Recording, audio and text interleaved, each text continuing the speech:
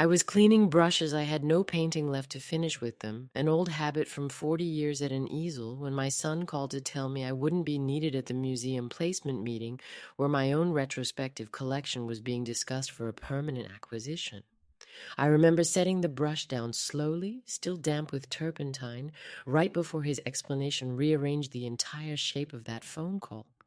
I had no idea that within the same conversation, I would also learn that the gallery's promotional materials had spent months describing me as a nearly forgotten artist recently rediscovered, with barely a mention that I was, in fact, very much alive and still capable of answering my own questions about my own work, and that within the following week I would send a single formal letter through my attorney, terminating a consignment agreement I had signed 2 years earlier, one that would pull my entire life's work off that gallery's walls permanently. My name is Margot Delacroix.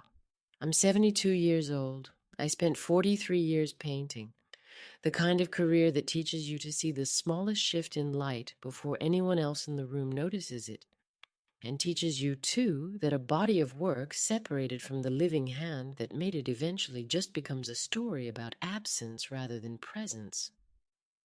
My husband Silas died 4 years ago, a sudden heart attack in his workshop while framing one of my paintings. The same careful, patient work he'd done for me for nearly 40 years without ever once complaining about the sawdust or the long hours. I remember finding him there, the frame half finished on his workbench, my own painting still leaning against the wall waiting for its edges. Grief that arrives in the middle of an act of quiet devotion teaches you something particular. It teaches you that the objects surrounding an ordinary Tuesday become almost unbearably significant afterward, and that you learn slowly to keep working anyway, because the alternative is letting the silence fill every canvas you ever touch again. Silas and I built our life together slowly, the unglamorous way most honest things get built. He worked as a carpenter for nearly 40 years, building custom cabinetry during the day and framing every one of my paintings in the evenings, the kind of man who measured a corner 3 times before ever trusting it was square, a habit that used to amuse me until I understood it was simply how he loved the people whose work he was framing. When I told him, 5 years into our marriage, that I wanted to paint full-time rather than continue teaching art part-time at the local community center, he didn't tell me it would be difficult with 2 small children at home. He told me he'd handle every school pickup and every late dinner on my longest studio nights, and he did for years without complaint, never once asking me to choose between the family we were raising and the career I was slowly building for myself. I built my craft slowly after that, the way most honest skills get built, one carefully finished canvas at a time, 43 years at the easel until I finally retired with more patience than I sometimes believed I had any right to feel. I remember one particular young painter early in my own regional career, a woman named Cecile, convinced she'd never develop a proper feel for color mixing, whom I spent an entire year quietly mentoring after our own shared studio hours, never once mentioning to the local arts council how much extra time it actually required. She went on to a modestly successful career of her own, showing regularly at a small gallery 2 towns over for decades. And years later, a letter arrived thanking me for refusing to let her give up on her own eye for color. I think about that letter often now, in a different light than I once did, understanding that quiet, uncredited mentorship had always been the actual substance of my working life, long before anyone in my own family learned to take it for granted. Silas didn't live to see the retrospective take shape. He died 4 years before Vera ever brought her plans for a downtown gallery to me, and some evenings I still catch myself wanting to show him a finished canvas before remembering there's no one on the other end of that particular conversation anymore. I have 2 children. Theo, my son, is a structural engineer, 3 time zones away, precise and grounded in exactly the way you'd hope an engineer's mind would be. He calls every Sunday evening, without fail, a habit that started the year Silas died and never once lapsed since. Edmund, my son, is 41, a gallery consultant married for 5 years to a woman named Vera Ashworth, 36, who owns a small but ambitious contemporary art gallery downtown, and who has always had a particular gift for making a living artist sound like a posthumous discovery. My own days, since retiring from teaching, had settled into a quiet, predictable rhythm. Coffee at my easel most mornings, an hour or two working through smaller studies that no longer had anywhere in particular to go, the occasional visit from a former student looking for advice on a difficult composition. It was by most measures a peaceful life, one I had built carefully in the years since Silas died, and one that made the phone ringing on an ordinary Tuesday afternoon feel, at first, like nothing more than the usual welcome interruption of a call from my son. Vera grew up in a family that valued a good origin story above almost everything else, the kind of household where the truth of how something actually happened mattered less than how impressively it could eventually be told. I don't say that to excuse what eventually happened. I say it because understanding where someone's hunger for a compelling narrative comes from doesn't mean you're obligated to keep feeding that hunger forever, especially once feeding it starts costing you your own continued presence in your own story. She told me a story once, early in her relationship with Edmund, back when we still spoke easily and often, about her own father's antique business, how he used to invent elaborate provenance stories for ordinary furniture pieces because customers paid considerably more for an object with a compelling history attached to it. My dad always said the story was worth more than the object itself, she told me. I grew up believing that the truth was only ever the boring version of a much better possible story. I remember thinking at the time that it was a sad philosophy, worthy of real skepticism. I didn't yet understand that she had built an entire professional identity around controlling every narrative she touched, and that I would eventually become the inconvenient, breathing truth that particular control required minimizing. I painted steadily for over 4 decades, building a modest but genuine local reputation, showing occasionally in small regional galleries, selling enough to support our family comfortably without ever becoming widely known beyond our own city. Silas built nearly every frame that ever held one of my canvases, working late in his own small workshop long after I'd gone to bed, insisting that a painting deserved to be finished properly on every edge. One particular canvas, a small study of our own backyard garden painted the summer Edmund turned 7, had taken Silas nearly 3 full weekends to frame exactly right, and it became, without either of us ever saying so directly, the piece we both considered the truest representation of our marriage. It hung in the retrospective's central room, largely unnoticed by most visitors, though I found myself standing in front of it more than any other piece every single time I visited the gallery. After Silas died, I slowed down considerably, though I never fully stopped working, 43 years of canvases eventually filling most of my own basement storage. When Vera came to me 2 years ago, describing her plans to open a new contemporary gallery downtown and asking whether she might feature a full retrospective of my work as one of her inaugural exhibitions, I was genuinely moved, thrilled to think of decades of paintings finally being seen together in one place rather than scattered across private collections in my own basement. I did insist, however, on a proper consignment agreement, drafted formally with my attorney rather than simply handed over on a handshake between mother-in-law and daughter-in-law. Vera would receive the right to exhibit and sell pieces from my collection, along with a standard commission in exchange for accurately representing my history and continued active involvement in all promotional materials and public statements about the collection. At the time, that condition felt like nothing more than sensible protection for a lifetime of work. It would take 2 years of careful, creeping erasure before I understood exactly what that condition was actually protecting. Before signing anything, I met with my attorney, a sharp, longtime family friend named Rosalind Chen, who had helped Silas and me handle several estate matters over the years. Consigning an artist's living body of work is trickier than people assume, she told me. The narrative around a living artist has real market value independent of the paintings themselves, and that value depends entirely on the story people believe about who the artist actually is. Protect the story as carefully as you protect the canvases. I thanked her and left her office determined to follow that advice completely. Vera signed the agreement herself at Rosalind's small conference table, reading every page carefully before asking, almost shyly, if she could walk through my own basement archive one more time before committing to the exhibition's final shape. I spent that entire afternoon with her among 4 decades of stacked canvases, watching her genuinely absorb the scope of what she was about to represent. I want you to actually understand what this protects, I told her. Not just the paintings, the whole living story behind them. She promised she understood completely, and I believed her, having no reason at the time to imagine that promise wouldn't eventually be tested by her own gallery's growing ambitions. I remember the gallery's actual opening night vividly, standing near the entrance, watching old friends and former students from my community center classes tear up recognizing paintings they hadn't seen in decades, several of them hugging me tightly before they'd even greeted Vera herself.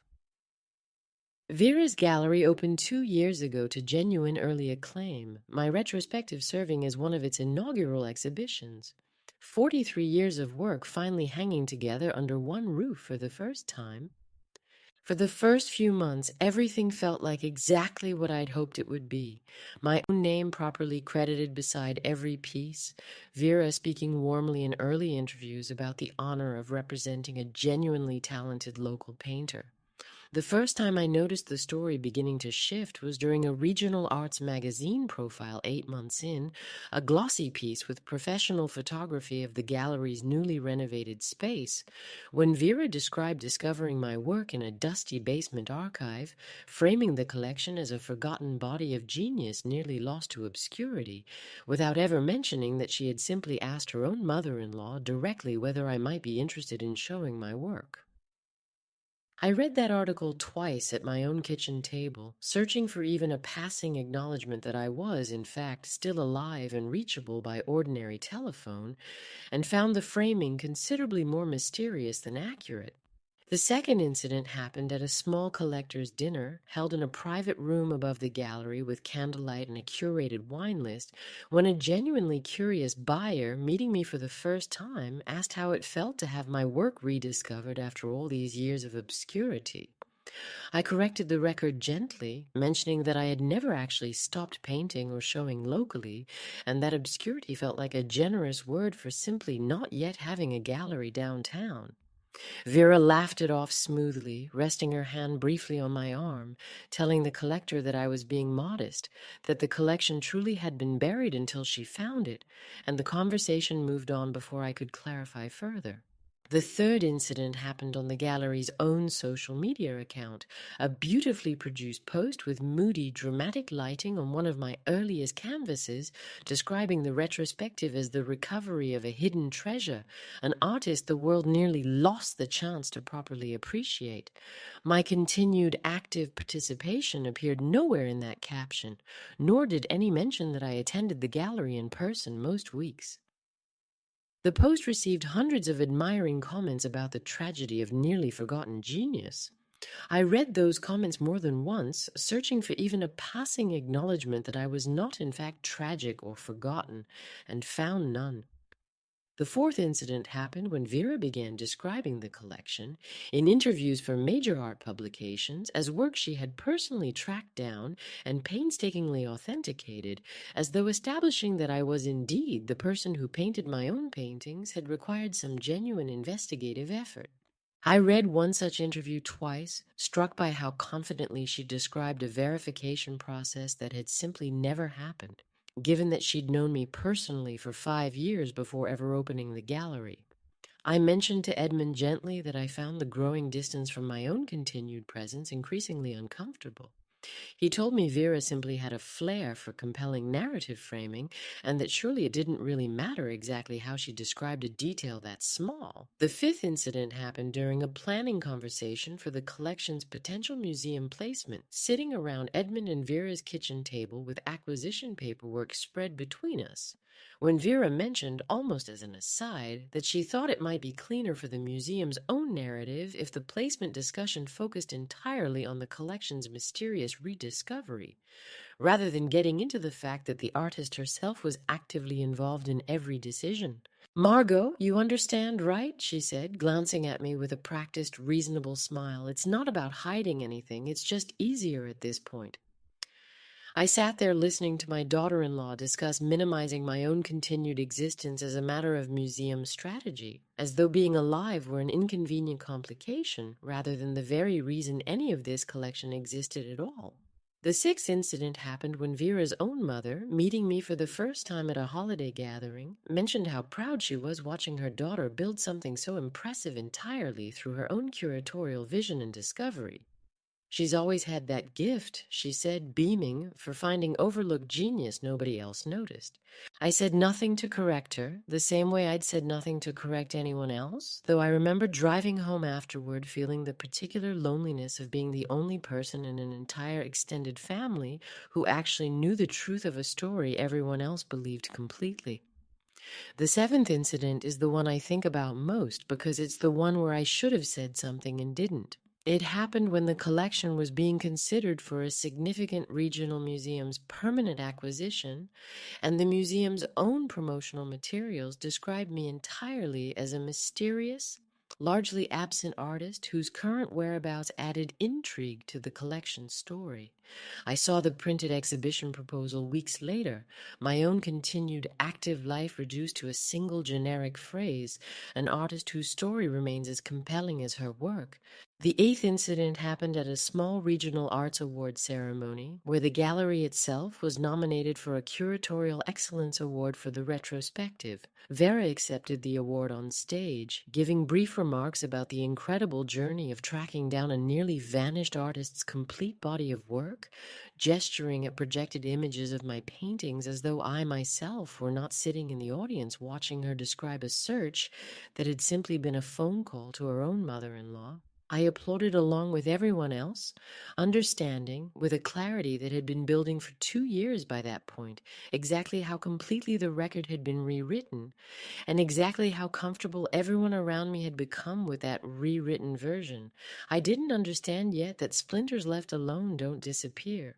They work their way deeper. I want to tell you that I confronted this early, that I was the kind of woman who draws a firm line the moment she's disrespected. I wasn't.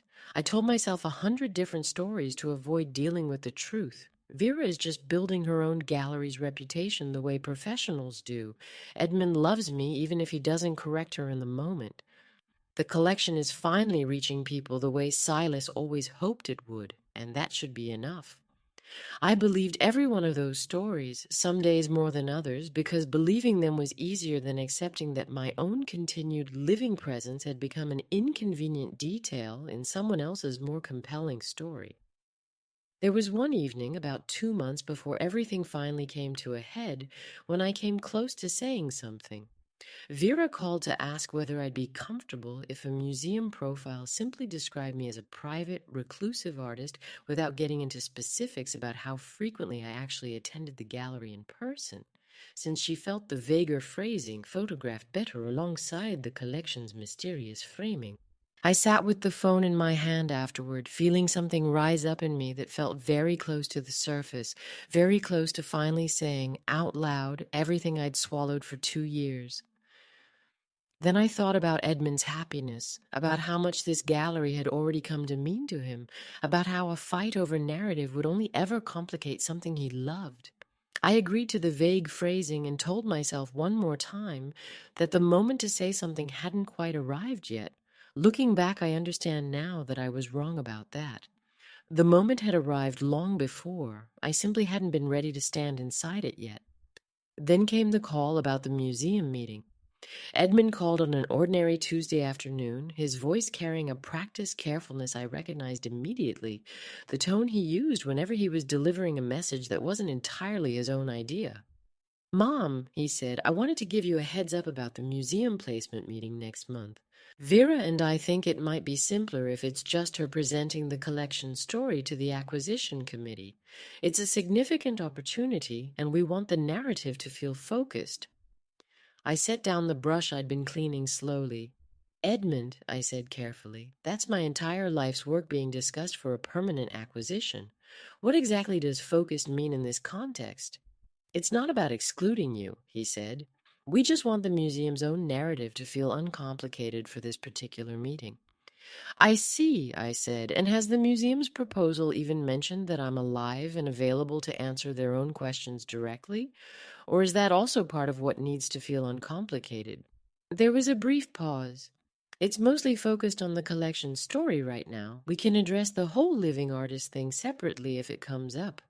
And you don't think my own continued existence is relevant information for a museum considering a permanent acquisition of my life's work?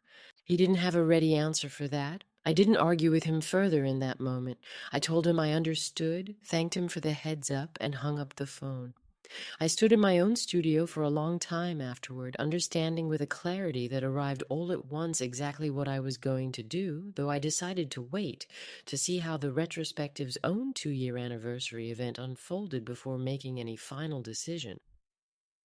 The anniversary event was held at the gallery itself, after hours, string lights woven through the exposed brick, 40 guests including collectors, arts journalists, and museum representatives who'd come specifically to preview the collection ahead of the placement decision.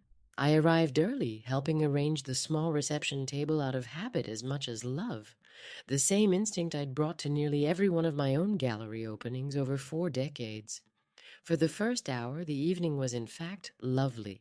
I spoke with several collectors who remembered my earlier regional shows fondly, genuinely curious about my continued work, and with one of the museum representatives, a careful woman named Priscilla Hume, who asked, almost as an aside, how the collection had actually come to Vera's attention. I answered honestly, mentioning the direct family connection in plain, factual terms, and watched Vera's attention flicker toward us from across the room without quite approaching. For a little while, I let myself believe the whole evening might simply pass without incident. Vera gave a toast thanking the collectors, the museum representatives, and her own curatorial instincts, describing the retrospective as the recovery of a genuinely forgotten genius, an artist the world had nearly lost the chance to properly appreciate. She gestured warmly at the paintings throughout, never once mentioning that the artist in question was standing directly in the room, actively involved in every decision that had brought this collection to public attention at all. The guests applauded warmly. I stood near the reception table, holding a glass of wine, listening to my own continued living existence reduced to a footnote in someone else's discovery story.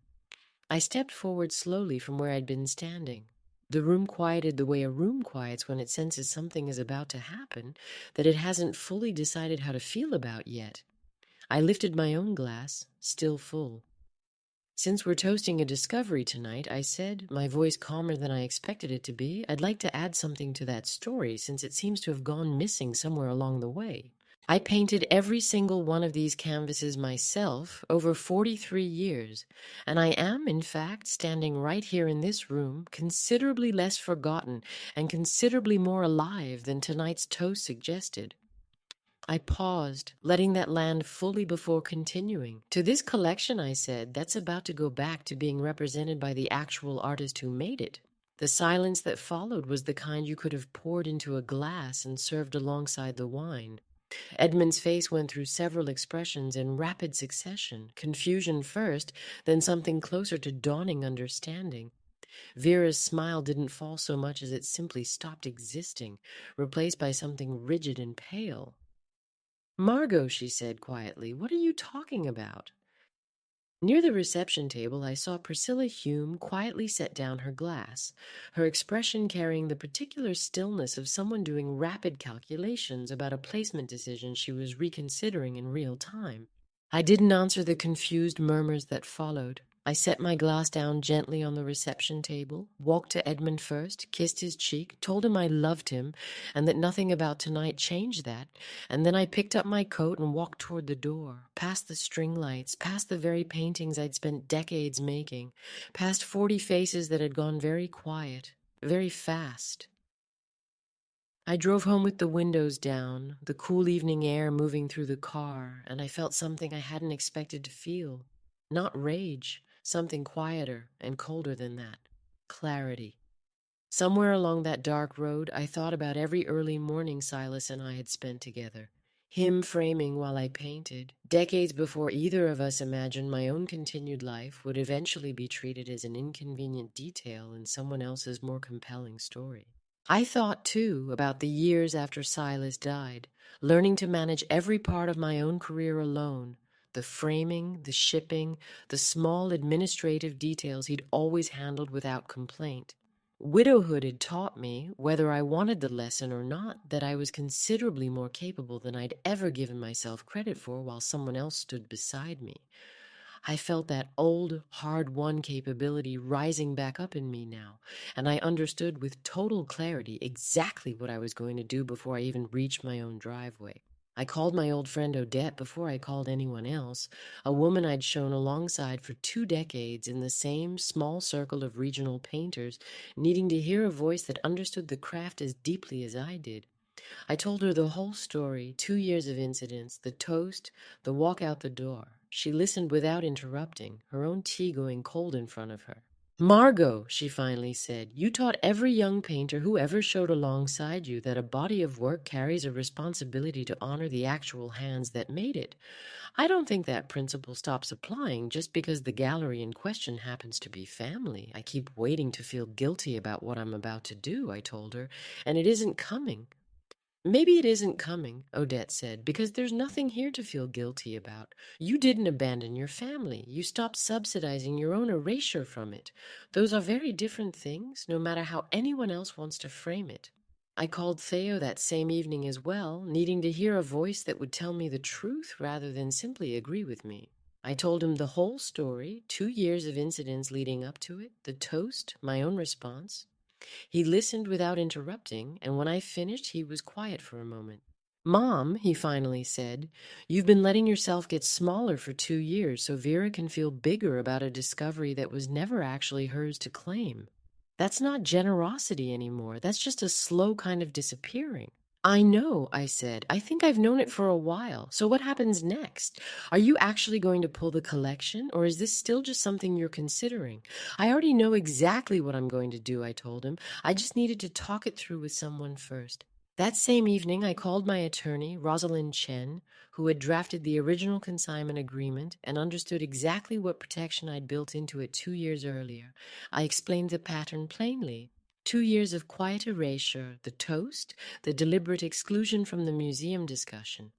"Let me pull up the actual document while we talk, Margot," she said. "The termination language is specific here. Repeated public misrepresentation of the artist's continued involvement and status, sufficient grounds to terminate with the standard notice period. That condition has clearly been met tonight in front of 40 witnesses, which makes this about as clean a termination case as I've seen in years of drafting these agreements." I sat with that fact for a long moment, understanding finally exactly why I'd insisted on that condition in the first place. Those first few days after the party were harder than I expected. I found myself more than once reaching for the phone to call Rosalind and tell her to hold off, that surely there was some gentler way to make my point without actually pulling the entire collection. I stood in my own studio one entire evening, looking through decades of finished canvases, trying to remind myself exactly what I was protecting before I let the decision go any further. Each time I made myself sit with the discomfort a little longer instead of acting on it, remembering Odette's words, remembering the actual weight of the phrase, "a genius the world nearly lost," remembering that gentler corrections had already had 2 years to work and hadn't. I want to be clear about what I did and did not do because I think it matters. I did not simply demand the paintings back out of spite. Rosalind drafted a formal professional letter terminating the consignment agreement, citing the specific documented misrepresentations by date, the magazine profile, the collector's dinner, the social media caption, the museum proposal, each one referenced plainly and specifying the standard 60-day window for the gallery to return all consigned works. I sent that letter through her office with no personal note attached beyond what the letter itself required, the same plain, unremarkable language that could have applied to any consignment dispute between any two parties anywhere in the arts community. Edmund called the following morning, his voice tight with panic rather than his usual warmth. "Mom, this could sink the whole museum placement. We don't have 60 days to rework an entire acquisition narrative."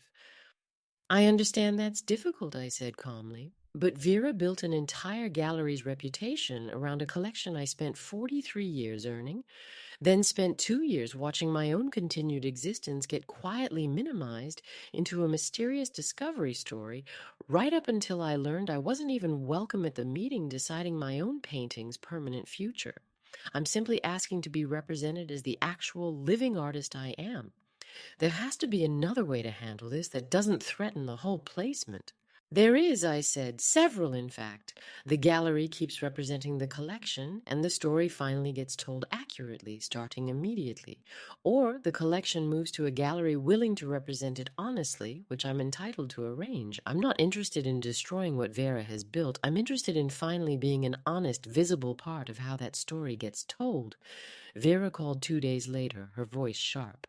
Margot, this is completely disproportionate. You're punishing me over how I frame press materials. No, I said quietly. I'm the woman who watched you spend 2 years quietly minimizing my own continued existence into a mysterious discovery story, right up until you turned my life's work into a footnote at an event organized specifically to showcase your own curatorial vision. I think the real question is what you thought would happen once I finally understood exactly how thoroughly that story was being told without me. Every gallery wants a compelling discovery narrative. That's not a crime. It isn't, I agreed. But my collection was never meant to fund a compelling story in general. It was meant to represent a real, living artist accurately.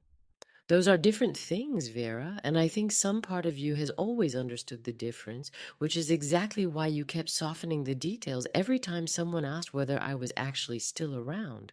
She hung up on me. I sat with the dial tone for a long moment, then went back to my studio, understanding that whatever came next would take time to settle. The weeks that followed were difficult ones. Edmund called nearly every day at first, caught between his wife's fury and a growing understanding of exactly what had actually been erased. One museum representative, a careful woman named Priscilla Hume, who had attended the anniversary event, called Vera directly to ask whether the toast she'd witnessed had actually been about her own mother-in-law, since word had traveled through the small local arts community about a consignment dispute. Vera told me later that admitting the full truth to Priscilla out loud for the first time outside our immediate family had been strangely clarifying. Priscilla just said, I noticed Margot seemed quiet all night at that event. Now I understand why, Vera told me. I think I'd spent so long not letting myself notice it either that hearing someone else name it finally made it real. Theo, once he heard the whole story, offered to sit down with Edmund directly, walking him through the full timeline the way only a sibling who'd grown up watching our parents work together could. He told me later that he'd laid out the whole sequence for Edmund at his own kitchen table using the same methodical precision he brought to reviewing a structural report, every incident dated and specific, watching his brother's face change as the pattern finally became undeniable. I don't think he understood how systematic it actually was until he saw it laid out chronologically, Theo told me. He kept saying, I thought that was just one weird comment at one dinner. It wasn't one comment, Theo. It was 2 years of them. About a week after the letter went out, Edmund asked if I'd be willing to join a video call with him and Vera together, something he described, a little awkwardly, as trying to get everyone on the same page. I agreed, mostly out of curiosity about what that page might actually contain. When the call connected, Edmund was sitting at their kitchen island, Vera beside him, her expression carefully arranged into something between contrition and defensiveness. Mom, Edmund began, we wanted to talk through everything as a family, figure out what happens next. I'm listening, I said. Vera spoke first, her voice tighter than I'd heard it before. I think we all said things in the heat of the moment. I know the toast landed wrong. But sending a legal letter with no warning beyond what was legally required felt like it was designed to hurt the gallery as much as possible. Was that the intention? I considered the question honestly before answering. The intention was to stop watching my own continued existence disappear a little more every month. If it hurt, I understand that. It should. 2 years of quiet erasure doesn't undo itself painlessly just because the reason it's ending is a fair one. We could lose the entire museum placement if this becomes public before we're ready, Vera said, her composure cracking slightly. Is that really what you wanted? What I wanted, I said, was to stop being described as a mysterious discovery while my actual living presence funded your entire gallery's reputation. I never once asked you to build a narrative you couldn't tell honestly. I only asked eventually, and apparently not clearly enough, to be treated as an honest, visible part of it. Edmund was quiet for a long moment, and then he turned slightly toward Vera, away from the camera in a way that suggested he'd forgotten, briefly, that I could still see them both. "She's right," he said to her, quietly but clearly enough for me to hear. "We built an entire narrative around something that wasn't ours to simplify, and I let it happen because correcting it kept feeling like more trouble than it was worth." Vera's eyes filled, and for the first time in the entire call, she didn't have a rebuttal ready. "I don't know how to fix a story that was built partly on someone else's silence," she said, almost to herself. "You start by no longer needing it to be a story at all," I told her. "Just an accurate description, plain as any label beside any painting in that gallery." "I'd like that," Edmund said. "I've been waiting 2 years to hear it said plainly." The call ended a few minutes later, quieter than it began. About 3 weeks after the letter, Edmund came to see me alone, sitting across from me in my own studio.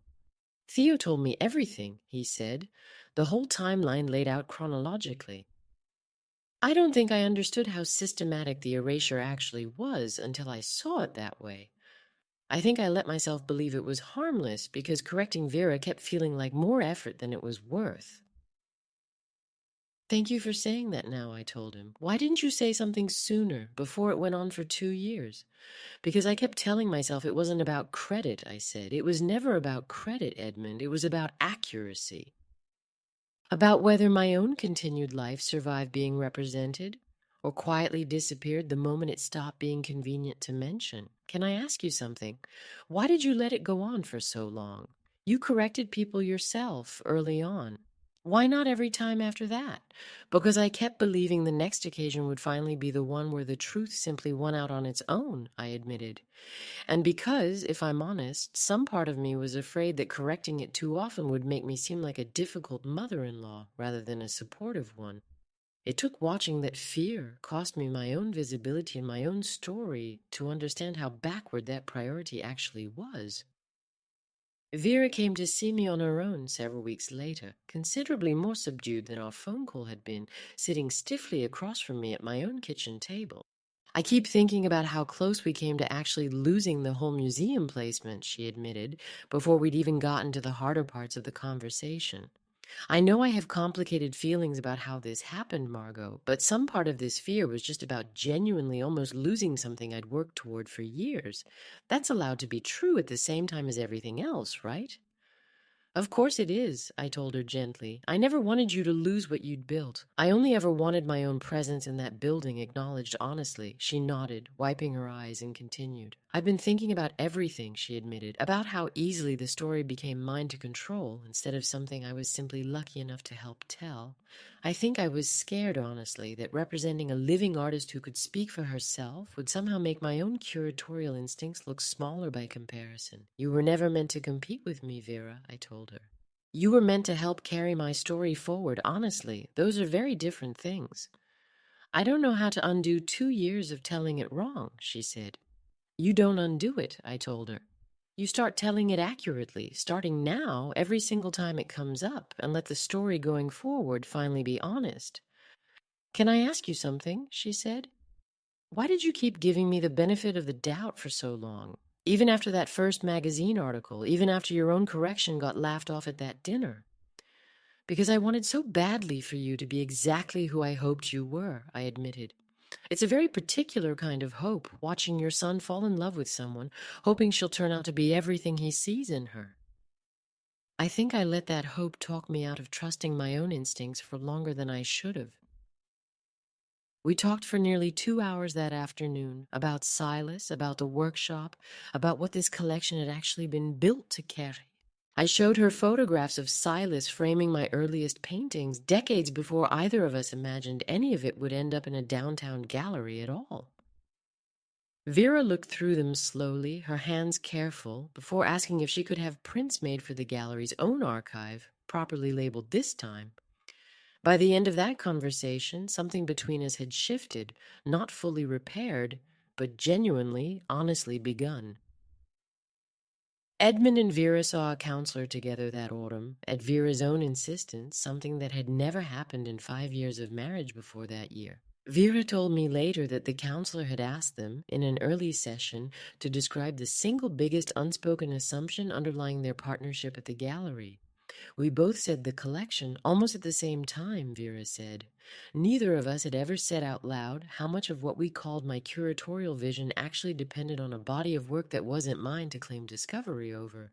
I called Rosalind a few weeks after the letter went out to update her on how everything had actually unfolded since the family reconciliation had moved faster than either of us expected. "Margot, I've drafted a lot of these consignment agreements over the years," she said, "and I can tell you, what you did wasn't reckless. It was actually one of the more disciplined uses of a termination clause I've seen a client execute in 20 years of practice." I told her I hadn't thought of it in those terms, that it had felt in the moment more like an act of pure grief than discipline. "Sometimes the two aren't as far apart as people assume," she said. "You built that protection because you understood decades ago exactly how easily an artist's own presence can slip away from her rightful story. The fact that you eventually needed it doesn't make you any less careful for having built it in the first place." Theo flew in for Thanksgiving that year, the first time in years that both of my children had gathered under one roof at once, my own dining room filled with the smell of a roast and the sound of easy conversation that hadn't existed at any family gathering in longer than I cared to admit. Edmund and Vera drove over with a pie Vera had made herself, no professional styling, no staged photographs, just a slightly uneven crust. She laughed about setting down on my counter. Over dinner, Theo's wife Naomi asked, innocently enough, how the whole gallery situation had eventually settled, clearly having heard only fragments of the story secondhand. The table went quiet for a moment, the kind of quiet that used to precede something painful in this family, before Vera simply said, "Margot has been painting for over 40 years. And I spent 2 years letting a cleaner discovery story replace that history because the truth felt like it made my own curatorial eye look less impressive somehow. She finally made me prove I could actually earn being part of that story honestly. Nobody laughed uncomfortably. Nobody needed the subject changed. A few weeks after that Thanksgiving, a card arrived in my mailbox, Edmund's familiar handwriting on the envelope. Inside, he'd written only a few lines. "Mom, I keep thinking about all the months I let Vera's version of your story become the only version anyone heard. I can't undo that, but I can promise to correct the record every time it comes up again, out loud, without waiting for you to have to do it yourself. Thank you for finally showing all of us what this collection actually cost and what it was actually worth." Tucked inside the same envelope was a smaller note in Vera's own handwriting, brief and considerably more humble than anything she'd ever said to me directly. "Margot, I spent 2 years building a curatorial identity around a discovery that was never mine alone to claim. I'm sorry it took nearly losing the collection for me to understand that. I folded both notes carefully and placed them in a small drawer where I kept a photograph of Silas standing proudly beside one of my finished canvases. Decades earlier, his own careful frame holding it perfectly square. I think he would have recognized exactly what those notes meant, and I think he would have been quietly satisfied that the record eventually corrected itself. The gallery's promotional materials were corrected within the month, a new section added describing my continued active career honestly, the actual timeline of the retrospective's development, Silas properly credited for decades of craftsmanship in every frame. Vera requested a new feature with the same regional arts magazine that had run the original Discovery story, this time providing my collection's complete honest history for their materials. The publication, mildly surprised by a gallery actively requesting a more complicated story than the one they'd already printed, agreed to run a corrected profile the following season, one that finally credited a living, working artist rather than framing me as a nearly forgotten mystery. Priscilla Hume, notably, reached out to Vera directly that winter, having heard through the small local arts community that my continued involvement had finally been disclosed honestly, and expressed renewed interest in the museum placement. framing it now as an opportunity to acquire the complete ongoing body of work from a still active regional painter rather than a mysterious discovery. I told her I appreciated the honesty this time around, Vera told me. She said that was actually the whole reason she was willing to reconsider the placement at all. The museum ultimately acquired 6 pieces from the collection that spring, including a small early study Silas had framed the year Theo was born, and Priscilla insisted over Vera's own initial objections that the exhibit's wall text include a brief, honest biography confirming I remained an active painter working in my own studio to that very day. 3 months after the letter, once that honest history had genuinely taken root in how the family spoke about it, I returned the collection to the gallery under identical terms, requiring nothing further beyond what had always been agreed. Edmund hugged me for a long time when I told him. "I promise," he said, "every single interview from now on starts with the real story." I saw Odette again that spring, over coffee at the same small cafe where we'd talked through everything the week after the anniversary event. The same corner table we'd claimed as our own for years without ever quite deciding to. I told her about the reconciliation, the corrected materials, the honest feature. Odette listened with the same quiet satisfaction she'd shown from the very beginning. "I told you it would matter." Holding that line, she said. "Most people don't have the nerve to actually do it, even when they know they should. You did, and look what it actually bought you. Not just the collection back, the truth back."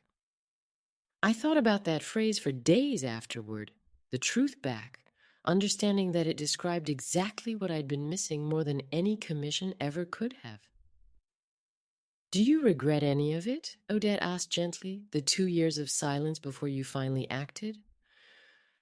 "I regret the silence," I told her. "I don't regret the collection, or the family, or even the patience I gave before finally reaching my limit. I think I needed all of it in some strange way to finally understand exactly what I was protecting when I insisted on that clause 2 years ago. I think about that phone call about the museum meeting often, the damp brush still in my hand, my son's careful voice explaining why my presence would complicate a clean story.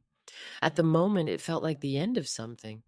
Looking back now, I understand it was actually the beginning of something else entirely, a family finally required to reckon honestly with the story it had been quietly editing. I don't regret consigning that collection freely. Edmund's happiness mattered to me, and it still does. What I regret is how long I allowed my own continued existence to be quietly rewritten before I finally insisted the record reflect reality. Real legacy was never meant to require the living artist's own erasure as the price of being properly appreciated, and I intend to make sure every story I'm actually part of survives being told accurately from now on. I think, too, about all the years I spent believing that quiet generosity was itself a kind of grace, that a good mother-in-law simply handed over whatever her children needed without ever asking the story to acknowledge the true cost. I no longer believe that. Giving without acknowledgement isn't grace. It's simply a slower, quieter kind of erosion, and it costs exactly as much in the end, whether you name it out loud or not. The difference is only in how long you wait to stop paying for it. I think about the specific moments now with a clarity I didn't have while I was living inside them. The magazine profile crediting Vera's discovery. The collector told a story about obscurity that never existed. The museum proposal's single generic phrase standing in for 43 years of continued work.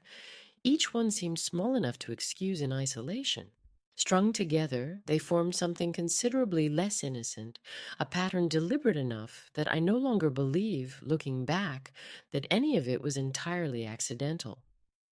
Vera may not have consciously planned each individual omission, but the cumulative effect served a purpose she understood on some level, even if she never named it to herself, keeping my own continued presence small enough that the story could remain entirely, conveniently hers to tell. Real generosity, I've come to believe, doesn't require secrecy to survive, and it certainly doesn't require humiliation as its price of admission.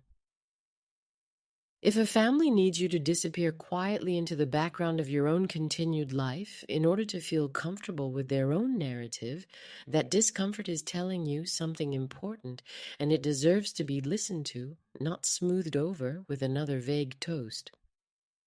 I think of it now the way I used to think about a shadow left uncorrected in an otherwise finished painting. You can leave it unaddressed for a while if you want to. It never once corrects itself on its own. It only continues quietly until someone finally steps back far enough to see it clearly. I think sometimes about all those years at my easel, learning that every honest painting depends on respecting exactly what's actually in front of you before you ever add a single brushstroke of interpretation. It took me 72 years and one very public toast at my own retrospective's anniversary to apply that same standard to my own family. I gave that collection freely and I would give it freely again, but I no longer accept a version of legacy that erases its own living author. If I am the reason a body of work exists at all, I intend to remain visibly part of that work's story, not because I need applause, but because pretending otherwise was never generosity. It was only ever a kindness to someone else's more compelling narrative, purchased at the cost of my own continued visibility. Vera moved the garden study to a more prominent position in the gallery's main room that same season, mentioning to me, almost shyly, that she'd finally understood why I always lingered in front of that particular canvas longer than any other. "It's the quietest one in the whole collection," she told me. "I think that's exactly why it matters most." The gallery celebrated its next anniversary quietly the following year. Family and close friends only, no press, no museum representatives, no rehearsed toast designed to impress anyone watching, simple candlelight and the paintings finally hanging exactly as they should have from the very beginning. Vera gave a short, genuinely humble speech that evening, thanking the staff, thanking Edmund for his consulting instincts, and then, without any hesitation or vague qualifier, thanking me specifically for 43 years of work that made any of this possible at all. She said my name clearly, my actual continued presence acknowledged plainly, no vague phrase standing in for the truth. Theo flew in specially for the occasion, standing near the back of the small crowd with genuine warmth on his face. Odette attended as my guest, finally getting to see the collection hung the way it was always meant to be understood. I felt something settle in my chest that had been unsettled for 2 years. I am 72 years old, a widow, a retired painter, a mother who still shows up for the people she loves whenever she's needed. But I am no longer a woman who quietly consigns her own life's work while watching her own continued existence get replaced by a more compelling mystery. That particular version of me stayed behind in that beautifully lit gallery, along with an untouched glass of wine and a toast about a forgotten genius that nobody in that room will ever quite forget. I drove home that night as one woman, and I woke up the next morning as another, and I have never once wished myself back into the first one. Sometimes people ask me if I'd do anything differently if given the chance to go back to the day Vera first proposed the retrospective. Knowing everything I know now, I tell them the truth. I would consign that collection again, every single time, because Edmund's happiness was never the mistake. The mistake was assuming a good body of work would naturally protect its own living author, that 43 years of paintings could survive on their own weight without anyone occasionally insisting the artist herself be acknowledged as present. If I could change one thing, it wouldn't be the collection I gave. It would be the 2 years of small corrections I let slide, corrections I mistook again and again for graciousness rather than what they actually were, a slow and quiet surrender of my own continued visibility. Theo's own children ask me sometimes, whenever they visit my studio, to tell them the whole story of how the retrospective actually came to be, the basement archive, Silas's careful frames, 43 years of quiet, steady work finally hung together in one room. I tell it every single time exactly the same way, unhurried and complete, watching them absorb a history that finally belongs to everyone who actually helped build it. No detail softened, no name left out, exactly the way it should have been told from the very beginning. These days, when anyone asks about the artist behind that retrospective, they hear the whole story, the workshop, the decades of early mornings, a living woman still painting exactly as she always has. I'm simply, finally, exactly as present in that history as I always should have been.